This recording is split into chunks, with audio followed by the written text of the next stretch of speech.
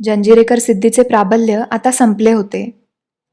पुढील कुठलाही निर्णय घेण्यापूर्वी बाजीरावांनी घडलेला सारा वृत्तांत छत्रपती शाहू महाराजांना कळवला होता.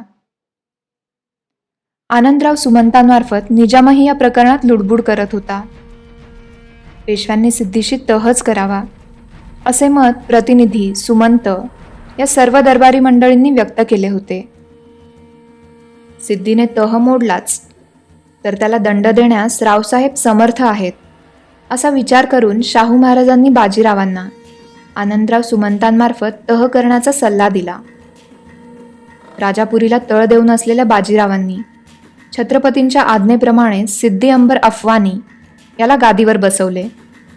सिद्दी साब्दुल आणि सिद्दी याकूत या अब्दुलच्या इतर 2 पुत्रांना अंबर अफवानीच्या आज्ञेत राहण्यास सांगून बाजीरावांनी तहाच्या कलमांवर तिघांच्या स्वाक्षऱ्या घेतल्या. बाजीरावांनी गेल्या 8 महिन्यात तळकोकणातील सुपीक मुलूक, अनेक ठाणी आणि मोक्याचे किल्ले हस्तगत केले होते. या तहात ते परगणे परत करण्याविषयी अवाक्षरही नव्हते. जंजिरेकरांच्या अखत्यारीत असलेल्या मुलुखावर मात्र जबर खंडणी लादण्यात आली होती. हबशी पठाणांनी यापुढे जबरदस्तीने कोणाचे धर्मांतर करण्याचा प्रयत्न केला तर सरसकट साऱ्यांची डोकी उडवली जातील असा धमकीवजा इशाराही त्यात नमूद केला होता. सर्वस्व हरवलेला सिद्दी अंबर अफवानी तहाच्या कागदावर कबूल अशी सही करताना दिग्मूढ झाला होता. त्याचं धुमसणं बाजीरावांना कळत होतं. आपली पाठ फिरताच अंबर अफवानी आणि त्याच्या भावांनी तह मोडलाच तर त्यांना वठणीवर कसं आणायचं याचा विचार बाजीरावांच्या मनात आकार घेऊ लागला होता. तहाच्या कलमांमध्ये फेरफार करण्यासाठी आलेल्या निजामाच्या वकिलाला, जवान बख्शखानाला बाजीरावांनी आल्यापावली परतीचा रस्ता दाखवला होता. बाजीरावांनी आपल्या सरदारांना छावणी उठवण्याचे आदेश दिले होते. मोहीम सालभर लांबल्याने सर्वांनाच आता घरी परतण्याचे वेध लागले होते. परंतु साताऱ्यास प्रस्थान करण्यापूर्वीच कुलाब्याहून वाईट बातमी आली. सरखेल सेखोजी आंग्रांचं अल्पशा आजाराने निधन झालं होतं. बाजीरावांचे मन ती खबर ऐकून व्यथित झाले. कान्होजींच्या मृत्यूनंतर त्यांच्या पत्नी लक्ष्मीबाई आणि सेखोजींनी मराठा आरमाराची धुरा नेटाने सांभाळली होती. जंजिरेकराला अनेक तडाखे दिले होते. गेल्या 1 वर्षात मोहिमेच्या निमित्ताने सेखोजींशी बाजीरावांचा निकटचा संबंध आला होता. मित्रत्वाचे नाते तयार झाले होते. बाजीरावांनी आपल्या सरदारांना परतीचे आदेश दिले. निवडक स्वारांसह ते कुलाब्यास पोचले. सेखोजींच्या कुटुंबियांचे सांत्वन करून बाजीराव परतणार तोच त्यांच्यासमोर एक पेच निर्माण झाला. सेखोजींचे बंधू संभाजी आंग्रे विजयदुर्गाहून आले होते. मानाजी आंग्रेही कुलाब्यात हजर होते. सरखेल पदाचा उत्तराधिकारी कोण याचा निर्णय पेशव्यांनीच घ्यावा असा मुद्दा बकाजी नाईकांनी सर्वांसमक्ष उपस्थित केला. संभाजी आणि मानाजी आंग्र्यांनीही बाजीरावांचा निर्णय आम्हाला मान्य असेल असे कबूल केले. बाजीरावांनी मात्र भाऊबंदकीत पडण्याचे कटाक्षाने टाळले. पुढे चालून तळ कोकणातील मोहिमांसाठी कुलाबा तसेच विजयदुर्गाचीही मदत घ्यावी लागणार हे बाजीराव ओळखून होते. सरखेल पदाचा निर्णय केवळ छत्रपतीच करू शकतात असे सांगून बाजीरावांनी शाहू महाराजांना पत्र लिहिले. बाजीरावांची दूरदृष्टी शाहू महाराजांनी जाणली. त्यांनी संभाजी आंग्र्यांनी सरखेली पाहावी असा निर्णय दिला. मानाजी बाजीरावांना पूर्वीपासूनच अनुकूल आहेत हे शाहू महाराज जाणून होते. छत्रपतींची आज्ञा शिरसावंद्य मानून संभाजी आंग्र्यांनी सरखेल पदाचा स्वीकार केला. आंग्रे बंधूंना निरोप देऊन बाजीरावांनी साताऱ्याची वाट धरली. बाजीरावांना आता पुणे सोडून 1 साल होत आलं होतं. काशीबाईंची साताऱ्यास रवानगी करावी असं बाजीरावांनी चिमाजींना पत्राद्वारे कळवलं होतं. माळव्यातून नुकत्याच परतलेल्या चिमाजींनी कडक सुरक्षेच्या बंदोबस्तासह आपल्या वहिनींना साताऱ्यास रवाना केले होते.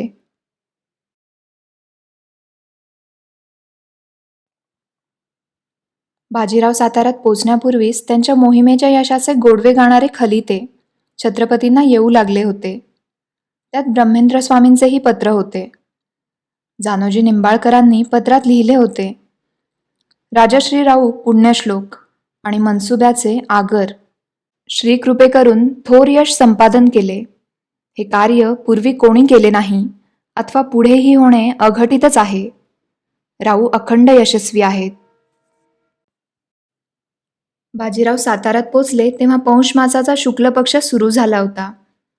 4-2 दिवस पेशव्यांचा स्वागत सत्कार मानमरातब चालूच राहिला. अनेक स्वकीय राजवटींचे वकील शाहू महाराज आणि बाजीरावांना भेटून गेले. जंजिरा मोहिमेवर असताना वर्षभरात बाजीरावांना मुतालिकी कारभारात लक्ष घालणे जमले नव्हते. दरबार संपल्यावर अदालतवाड्यात येऊन बाजीरावांनी मुतालिकी कामाचे कागद नजरेखालून घालण्यास सुरुवात केली. 3रा प्रहर होत आला तेव्हा बाजीराव कागदपत्र चाळण्यात गढून गेले होते. यांना त्या कारणाने काशीबाई 2 वेळा बैठकीकडे फिरकून गेल्या होत्या. 3ऱ्यांदा आल्यावर चिरागदाणांच्या वाती प्रज्वलित करून काशीबाई परत फिरल्या तेव्हा बाजीरावांनी आवाज दिला, काशीबाई, काही काम होतं का? काशीबाईंच्या कपाळावर आठी पडली.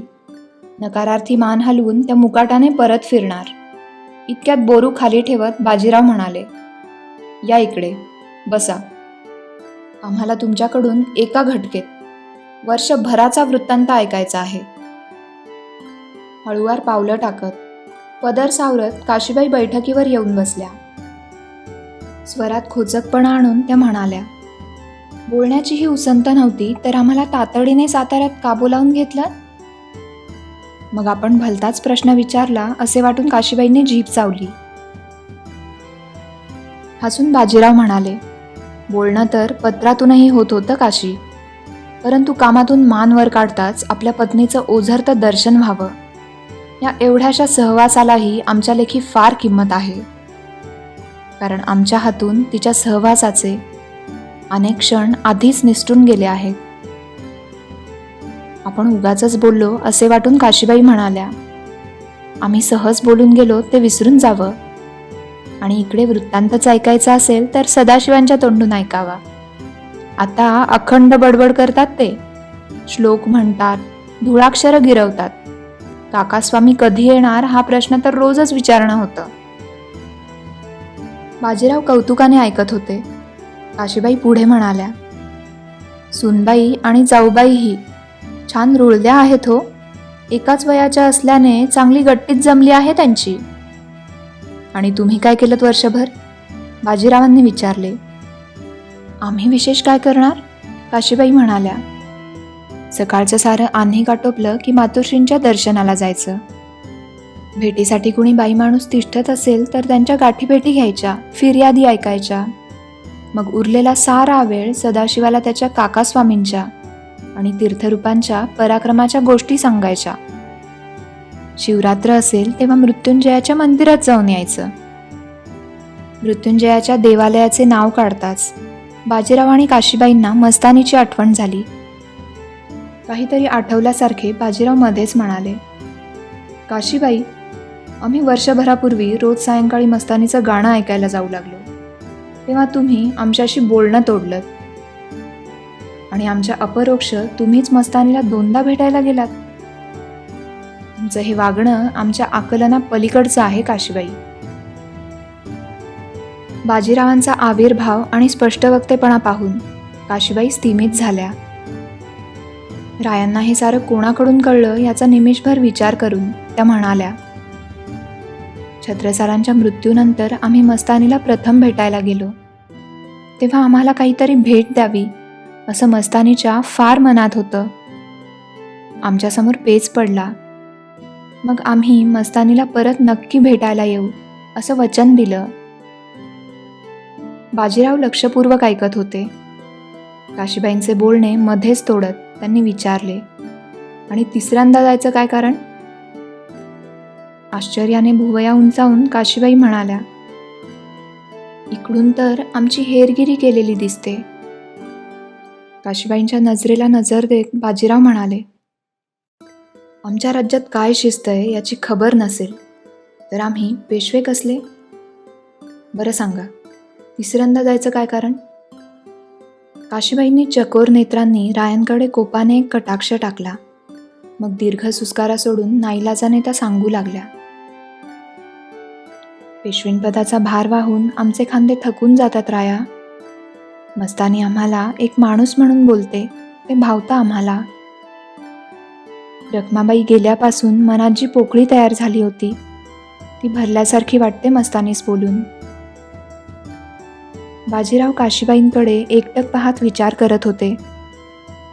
बाजीरावांनी आजवर जे जग पाहिलं होतं त्यात त्यांना नाना तऱ्हेचे लोक भेटले होते, परंतु परिस्थितीशी निकोपपणे जुळवून घेणारं आपल्या पत्नी इतकं सर्जक कुणी पाहिलं असल्याचं त्यांना आठवत नव्हतं. विचारांचा लगाम खेचत बाजीरावांनी पुढे विचारले, आणि बोलणं काय होतं तुमच्यात? काशीबाईंना आता अवघडल्यासारखं झालं. आपल्या पतीच्या बेबंद स्वभावाचं काहीसं अप्रूपही वाटलं. पदर उगाचच ठीक करत त्या म्हणाल्या, आम्ही मस्तानीला इकडच्या रीतीभाती समजावून सांगतो.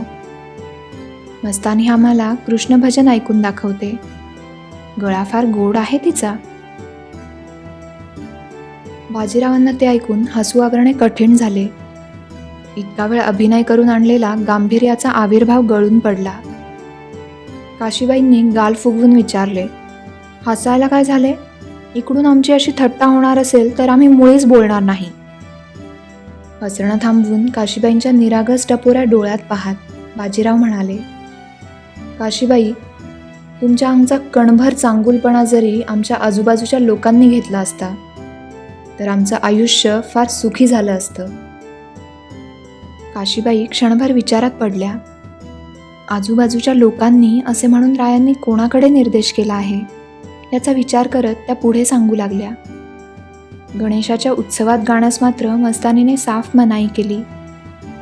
आम्हाला जर माहीत असतं की इकडून तिला इतर कोणासमोर गायला मनाई केली आहे तर आम्ही तिचं गाणं ऐकलं नसतं. आम्ही आणि तुम्ही दोन नाही काशीबाई, बाजीराव म्हणाले, आणि आमच्या मागे तिला तुमचाच आधार. बरं, तो विषय राहू द्या. अंबाजी पंतांची तब्येत तर ठीक आहे ना? आम्ही पुण्यात येऊ तेव्हा त्यांना हाताशी धरून फडकरी कामाचा डोंगर आम्हाला उपसायचा आहे.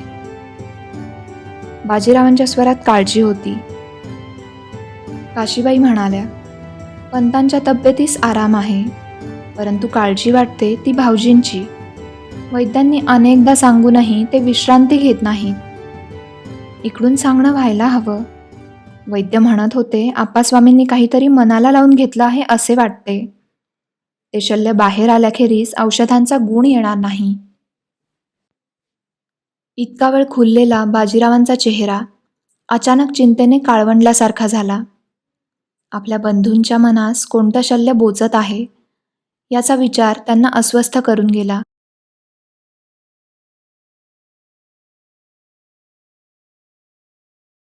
बाजीरावांना पुण्यात येऊन 4 मास उलटले होते. बाहेर पावसाची झड लागली होती. वर्षभर पेशव्यांच्या मसलती वाचून रखडलेल्या फडकरी कामांनी आता जोर धरला होता. कलमदानी दिवाणखान्यातील कारकुनांच्या माना दिवसभर वर होत नव्हत्या. दप्तरी कामाचा व्याप सोडता बाजीरावांना अनेक मासांनंतर असा निवांतपणा लाभला होता. अधूनमधून बाजीरावांचं मस्तानीच्या भेटीस जाणंही होत होतं. एके दिवशी बाजीराव दिवाणखान्यात बसून अंबाजीपंतांशी मसलत करत होते. बाहेरचे वातावरण कुंद होते. वळचणीतून गळणारे पावसाचे थेंब ओसरीवर थबकल्याचा स्पष्ट आवाज यावा एवढी नीरव शांतता दिवाणखान्यात नांदत होती. ढगाळ वातावरणाने दुसऱ्या प्रहरीच अंधारून आले होते. सेवकांनी शामदानाच्या ज्योती प्रखर केल्या होत्या. इतक्यात तीव्र पदरव ऐकू आला. साऱ्यांच्या नजरा दिवाणखान्याच्या प्रवेशद्वाराकडे वळल्या. चिमाजी चढावा उतरवून झपाझप पावलं टाकत आत आले. राऊ, आपण आणि पंत काही वेळ खलबतखान्यात चलावं. चिमाजींच्या बोलण्यात अधीरता होती. एकही प्रश्न न विचारता बाजीराव चिमाजी आणि पंतांसह खलबतखान्यातील सदरेवर आले. बाहेरील राबता बंद ठेवला गेला. चिमाजींचे डोळे संताप ओकीत होते. मानाजी आंग्र्यांनी पाठवलेला खलिता त्यांनी बाजीरावांसमोर धरला. बाजीरावांची नजर खलितांच्या ओळींवरून फिरू लागली. जंजिऱ्याच्या मसनादीवर बसलेल्या सिद्दी अंबर अफवानीचा असंतोष आता खदखदून बाहेर येऊ लागला होता. बाजीराव पावसाळ्यात तळकोकणची मोहीम हाती घेणार नाही असे वाटून अंबर अफवानीने आपले नापाक मनसुबे अंमलात आणायला सुरुवात केली होती. रायगडाला त्याचा वेढा पडला होता. धर्मांतराचे सत्र सुरू झाले होते. बाजीरावांनी जिंकलेल्या मुलखात त्याने लूट चालवली होती. आज्ञा करावी राऊ, आम्ही आजच रायगडाकडे कूच करू, चिमाजी आवेशपूर्ण शब्दात म्हणाले. बाजीरावांच्या डोक्यात वेगळाच मनसुबा आकार घेत होता.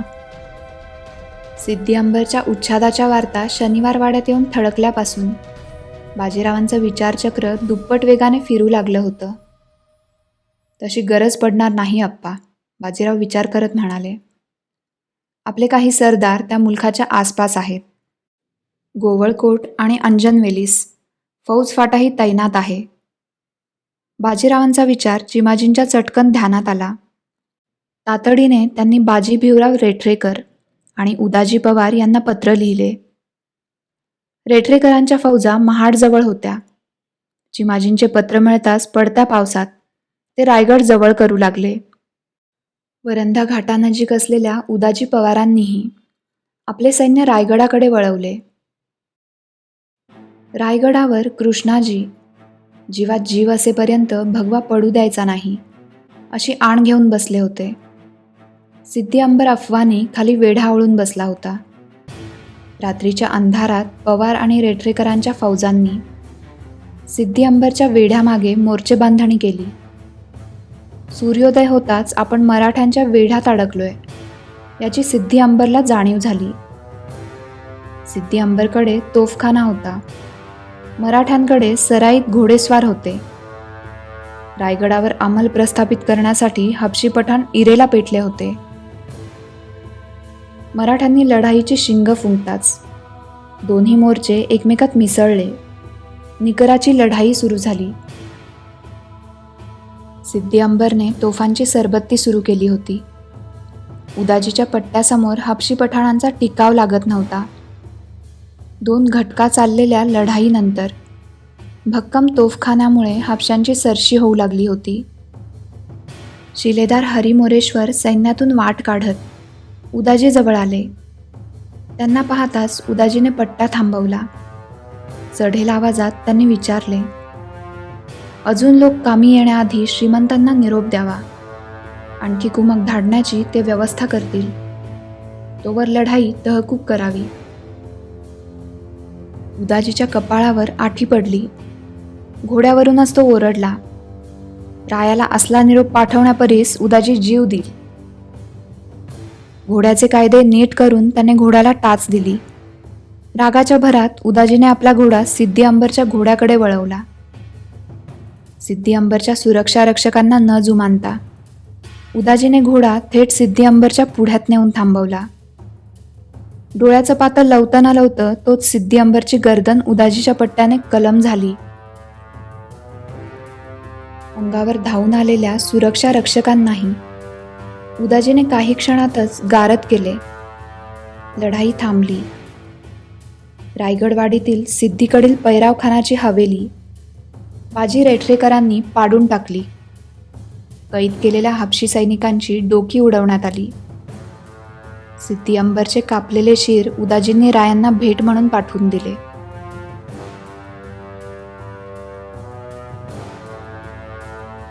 राऊंडच्या दिवाणखान्यात 4 दिवसांपासून कोणालाही वेळकाळ कळत नव्हता. बाजीराव आपल्या महाली न परतल्याने काशीबाई काळजीत पडल्या होत्या. बाजीरावांच्या डोक्यात आकार घेणारे मनसुबे, रणनीती कारकून कागदावर उतरवत होते. नजरबाजांमार्फत ते कागद तळ कोकणात असलेल्या बाजीरावांच्या सरदारांना मिळत होते. खलबतखान्यात बाजीराव आणि चिमाजी माळव्यातून परतलेल्या शिंदे होळकरांसोबत मसलत करत होते. संपूर्ण माळव्यात आता मराठ्यांचा चांगला जम बसला होता. तिथल्या वार्ता ऐकून बाजीरावांना समाधान वाटत होते, परंतु त्यांचे मन तळ कोकणातील लढाईचा वृत्तांत ऐकण्यासाठी उतावळ झाले होते. मसलत चालू असताना सेवकाने सरदार हरी मोरेश्वर आल्याची वर्दी दिली. बाजीरावांनी त्यांना तातडीने आत पाठवून देण्यास सांगितले. रायगडवाडीचा वृत्तांत ऐकण्यासाठी सारेजण सावरून बसले. दबक्या पावलांनी हरी मोरेश्वर आत आले. त्यांच्या पाठीमागे एक सेवक होता. त्याच्या हातातील तबकावर रुमालाचे आच्छादन केले होते. बाजीरावांना मुजरा करून त्यांनी लढाईचा वृत्तांत सांगायला सुरुवात केली. उदाजीचा पराक्रम ऐकून बाजीरावांचे दिल खुश झाले. सरते शेवटी हरी मोरेश्वरांनी नजराण्याचे तबक पुढे करून त्यावरील आच्छादन दूर केले. तबकात सिद्धी अंबरचे थिजलेल्या रक्त ओघळांनी माखलेले शीर होते. सिद्धी अंबरची भेसूर गर्दन पाहून मल्हारराव म्हणाले, उदाजीने तर हापशांचा अध्यायच संपवलाय श्रीमंत. सिद्धी अंबरचं शीर निरखून पाहताना बाजीरावांना तहाच्या कलमावर सही करताना धुमसणारी त्याची चर्या आठवत होती. नाही मल्हारराव, जोवर सिद्धी याकूत आणि सिद्धीसात जिवंत आहेत तोवर हापशी पुन्हा पुन्हा डोकंवर काढत राहणार. बाजीराव म्हणाले.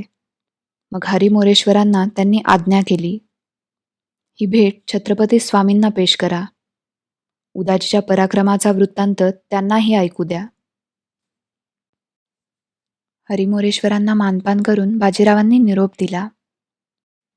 राणोजी म्हणाले, उदाजीनं दाभाड्यांकडे जाऊन नाव नाहक खराब करून घेतलं, नाहीतर त्याच्या एवढा कर्तबगार सरदार शोधून सापडणार नाही. निजामास फितूर होऊन बी श्रीमंतांनी त्यास पायाशी ठेवलं म्हणून हा दिस बघायला मिळाला. बाजीरावांच्या चर्येवर समाधानाची लकीर उमटली होती.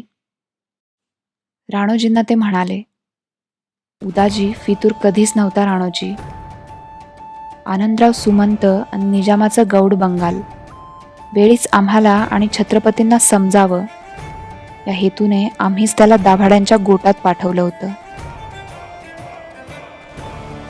शिंदे आणि होळकरांच्या भुवया आश्चर्याने वर गेल्या. क्षणभर चिमाजीही आश्चर्यचकित झाले.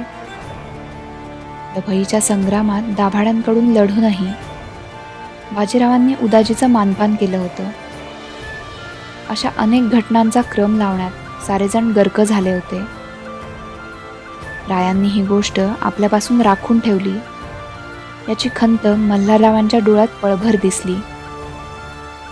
बाजीराव समजुतीच्या सुरात म्हणाले, मल्हारराव, एखादी गोष्ट तडीस न्यायची असेल तर ती पूर्ण होईपर्यंत आपल्या सावलीपासून देखील राखून ठेवावी हे थोरल्या महाराजांपासून चालत आलं आहे. इथे भावनेला थारा नाही. समद कळतंय श्रीमंत, वर वळत नाही. मल्हारराव म्हणाले. सारे हसले. बाजीराव म्हणाले, तळ कोकणातील या मोहिमेवरून आम्ही एक शिकलो मल्हारराव. शिबंदी जिथली तिथे असेल तर वेळ, पैसा आणि शक्ती तिन्ही वाचतं. उत्तरेकडेही मराठ्यांची पागा करावी असं फार दिवसापासून आमच्या मनात आहे. खरं आहे श्रीमंत. फौजांची ने-आण करण्यात शेतजमिनीची खराबी होते. कधी दुष्काळात तर पाण्या वाचून घोडी बी मरतात, मल्हारराव म्हणाले. राणोजींनीही त्यांना दुजोरा दिला. ठरलं तर मग, बाजीराव म्हणाले. तुम्ही दोघांनी उत्तर हिंदुस्थानात पागा तयार करायची, प्रत्येकी 50,000ची. मल्हारराव आणि राणोजींनी आनंदाने ती जबाबदारी स्वीकारली. इतर काही तुरळक बोलणी करून बाजीरावांनी दोघांना निरोप दिला. चौथ्या प्रहराचा टोल पडला तेव्हा बाजीराव विजयाचा वृत्तांत सांगायला मातोश्री राधाबाईंच्या महाली गेले. महालात काशीबाईही होत्या. शामदानांच्या प्रकाशात दालन उजळून निघाले होते. विजयाचा वृत्तांत ऐकताना राधाबाई प्रसन्न झाल्या होत्या. काशीबाईंचे नेत्र विस्फारले गेले होते. बाजीराव 4-5 दिवस महाली न आल्याने वाढलेली चिंता आता दूर झाली होती. दिवाबत्तीची वेळ झाली तशा काशीबाई देवघराकडे गेल्या. त्या गेलेल्या दिशेने पाहत राधाबाई म्हणाल्या, राव, सुनबाईंची आता विशेष काळजी घ्यायला हवी. त्यांना दिवस गेले आहेत. गेल्या काही वर्षात या घरात आनंदाच्या प्रत्येक प्रसंगापाठोपाठ दुःखाचं सावट डोकावलं आहे. या खेपेस तसं काही विपरीत होऊ नये यासाठी सुनबाईंना माहुली क्षेत्री न्यावं, गर्भसंस्कार करावे असं आमच्या फार मनात आहे. उपाध्यायांनीही परमप्रतापी पुत्र होईल आणि त्याचा जन्म माहुली क्षेत्रीच होईल असं ज्योतिष वर्तवलं आहे. तुमचं मत काय? इतका वेळ गंभीरचर्या करून असलेले बाजीराव अचानक मिश्किलपणे म्हणाले, आमचे मत उपाध्यायांनी सांगितले नाही हे मोठे आश्चर्यच आहे. बाजीरावांचा चेष्टेचा स्वर ऐकून राधाबाई हसल्या. मग लटिक्या कोपाने त्या म्हणाल्या, एवढ्या मोठ्या दौलतीचे पेशवे झालात पण तुमचा पोरपणा अजूनही गेला नाही. असेच राहा. राधाबाईंना नमस्कार करून बाजीराव आपल्या महाली आले. तेव्हा निरभ्र आकाशात चतुर्थीचा चंद्र उगवला होता. नुकताच उपवास करून विश्राम करत असलेल्या काशीबाईंच्या मुखावर सुख समाधान ओसंडून वाहत होते. बाजीरावांना आलेले पाहताच लगबगीने उठून काशीबाईंनी रायांच्या हातावर विडा टेकवला. विड्यासह काशीबाईंचा हातही हातात घेऊन बाजीरावांनी आवाजात विलक्षण मार्दव आणून विचारले, माहुलीस जाणं गरजेचं आहे काशीबाई? आपल्या या हवेलीतही देवालयाचा गोडवा जाणवतो असं तुम्हीच म्हणाला होतात ना?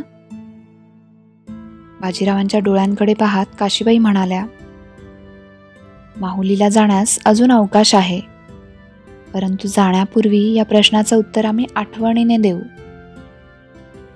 बाजीरावांच्या हसऱ्या तेजपुंज मुद्रेकडे काशीबाई काही क्षण पाहत राहिल्या. गरुडध्वज श्रीकृष्णाचे स्मरण करताना आपल्या मनात अश्वारूढ रायांची प्रतिमा का उजागर होते याचा काशीबाईंना नव्याने उलगडा झाला. काशीच्या चेहऱ्यावरील तरल हसऱ्या छटा पाहताना बाजीरावांच्या मनात विचार आला. काशीचे डोळे नेहमीपेक्षा प्रचंड बोलके भासत होते. आता ती एखाद्या राज्ञीप्रमाणे भासू लागली होती.